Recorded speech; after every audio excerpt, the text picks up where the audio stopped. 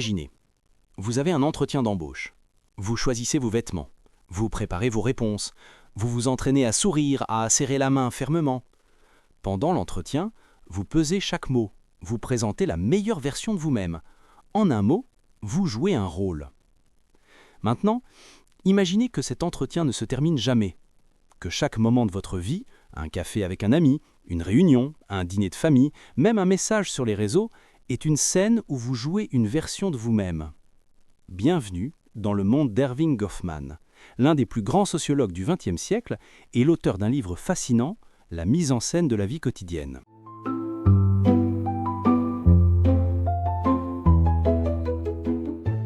Goffman n'a pas inventé l'idée que le monde est une scène. Shakespeare ou les moralistes du XVIIe siècle l'avaient déjà dit, mais il a fait quelque chose d'inédit. Il a transformé cette intuition en métaphore opératoire. Ce cadre théâtral devient une sorte de laboratoire mental pour forger toute une série de concepts, façades, rôles, coulisses, faces, qui lui permettent d'observer nos interactions sous un jour nouveau.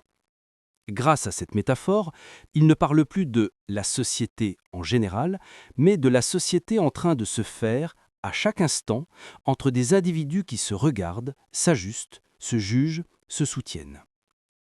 Il ne dit pas que tout est théâtre, mais que regarder la vie sociale comme un théâtre nous aide à en comprendre les règles cachées.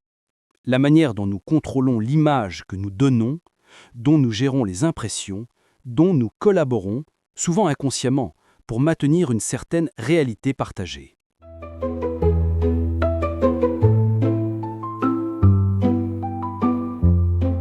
Dans ce théâtre social, il y a des régions.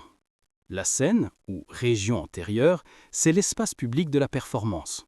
Le professeur dans sa salle de classe, le serveur dans la salle du restaurant, le couple au premier rendez-vous. Là, nous portons notre costume, nous tenons notre rôle, nous gérons notre image. Mais derrière cette scène, il y a les coulisses. Là où le masque tombe. Le serveur qui, en cuisine, soupire après avoir encaissé la table 4. Le professeur qui, en salle des profs, se plaint de ses élèves. Les coulisses sont indispensables. C'est là qu'on se prépare, qu'on relâche la pression, qu'on peut redevenir, provisoirement, soi-même. Et comme au théâtre, nous jouons rarement seuls. Nous faisons partie d'une équipe de performance. Un couple qui reçoit des amis, des collègues en réunion, une famille autour d'un dîner, autant de petits groupes qui s'accordent pour maintenir une définition commune de la situation. Un couple qui se dispute en privé, mais affiche la complicité en public. Faites exactement cela. Protégez la cohérence de la représentation.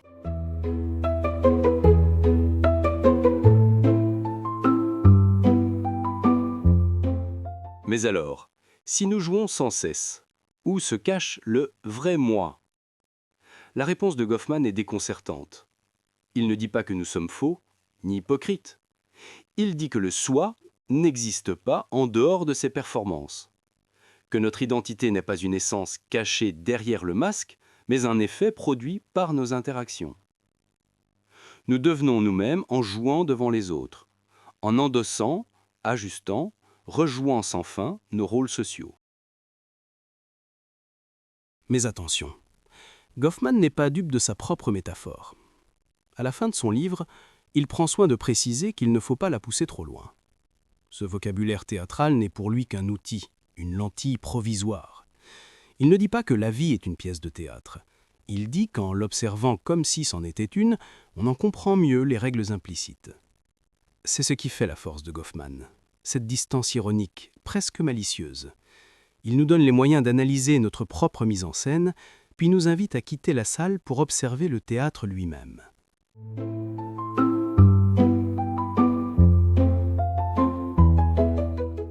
Goffman ne dit pas que nous sommes condamnés à jouer, ni que tout est mensonge.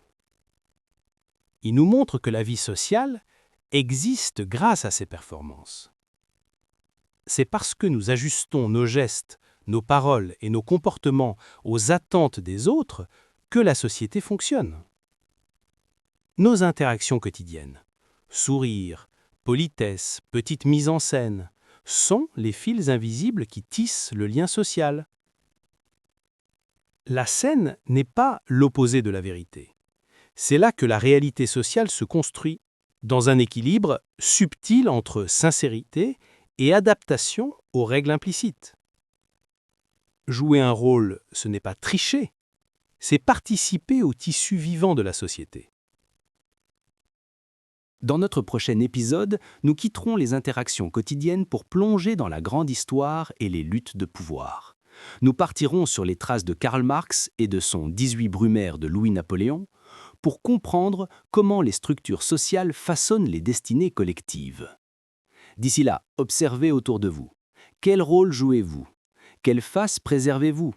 Et comment contribuez-vous, sans même vous en rendre compte, à faire tenir le monde social? Et surtout, restez curieux.